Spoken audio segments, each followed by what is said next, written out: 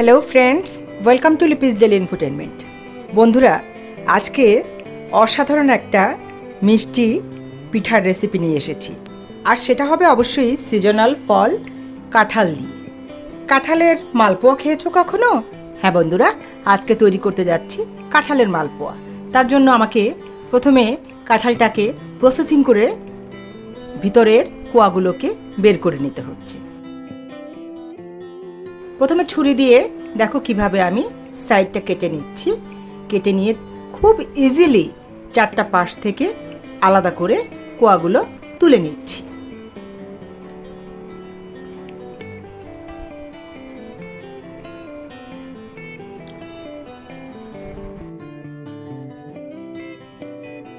পটাপট তুলে নিলাম অনেকগুলো কোয়া। বন্ধুরা, এতগুলো কাঁঠাল দিয়ে নিশ্চয়ই আমি পিঠাটা বানাবো না। আমি গুনে গুনে 6টা কাঁঠালের কোয়া দিয়ে পিঠাটা তৈরি করব।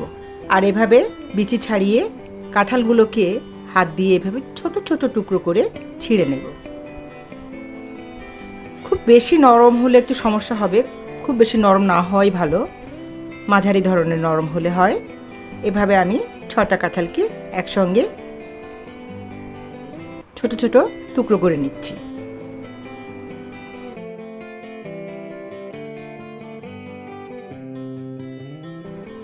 এরপর বাটিতে নিয়ে নিচ্ছি 3 চামচ সুজি।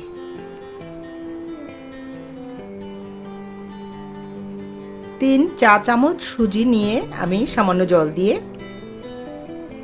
কিছুক্ষণ সময়ের জন্য ভিজিয়ে রাখব। 1 চিমটি লবণ দিয়ে দিচ্ছি।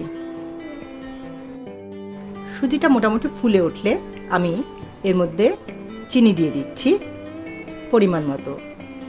5-6 চামচ হবে চিনি দিয়েছি। যেহেতু কাঁঠালটাও একটু মিষ্টি, তাই চিনির পরিমাণটা বুঝে দিতে হবে। এবার ভালো করে মিক্স করব। আর সাথে দিয়ে দিব চালের গুঁড়ো।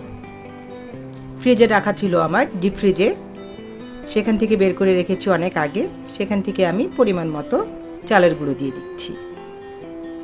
থিকনেসটা দেখতে হবে পরবর্তী পর্যায়ে। আমি কিভাবে করছি সেটা দেখো। চালের গুঁড়ো দিলাম প্রায় 3-4 টেবিল চামচ হবে। আগে দিলাম চা চামচ সুজি, আর হচ্ছে টেবিল চামচ, আর দিয়ে দিলাম মনে করো 3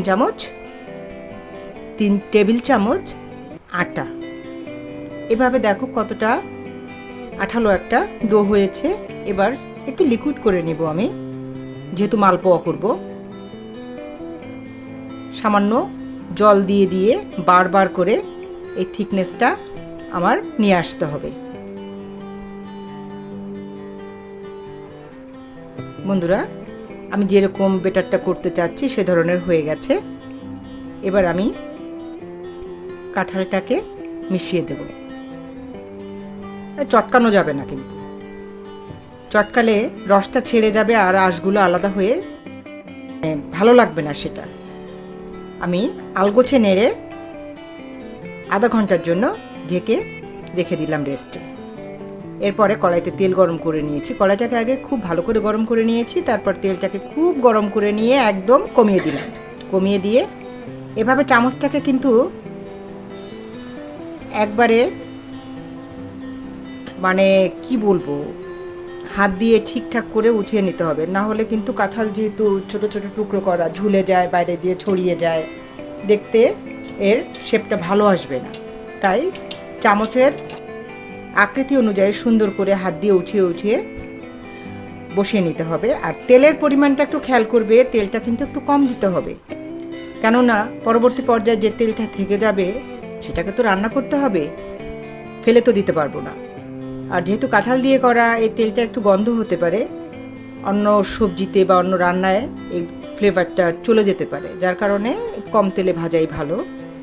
বন্ধুরা, দেখতেই পাচ্ছ আমি কিভাবে চামচের উপর হাত দিয়ে ঠিক করে নিয়ে তারপরে পিঠাগুলো দিয়ে দিচ্ছি। আর পিঠাগুলো এত তুলতুলে আর এত ফুলেছে আর কি বলবো। বন্ধুরা, আজকের ভিডিও যদি ভালো লাগে অবশ্যই লাইক, কমেন্ট এবং শেয়ার করো। আর যে সকল বন্ধুরা এখন পর্যন্ত আমার চ্যানেলটি সাবস্ক্রাইবই করনি তাদেরকে বলছি অবশ্যই সাবস্ক্রাইব করে বেল বাটনটা অবশ্যই প্রেস করে রেখো। ঠিক আছে বন্ধুরা, দেখো কি চমৎকার পিঠা তৈরি করে ফেলেছি আমি। নিশ্চয়ই ভালো লেগেছে রেসিপিটা। দেখো কি সুন্দর ফুলেছে, ছিঁড়ে দেখাচ্ছি আমি। আর খাওয়ার পরে বুঝলাম যে এত টেস্টি হয়েছে যে তোমার একবার বানিয়ে খেলে পরে আবার মনে হবে তাড়াতাড়ি করে পরপর আবার বানাই। ঠিক আছে বন্ধুরা, অবশ্যই বানিয়ে খেয়ে আমাকে জানিও কেমন ছিল আজকের রেসিপি। এ পর্যন্তই ছিল আজকের ভিডিওটি। আর পরবর্তী পর্যায়ে নতুন কোনো ভিডিও নিয়ে ঠিক সময় মতো চলে আসবো। সেই পর্যন্ত ভালো থেকো সবাই, টাটা।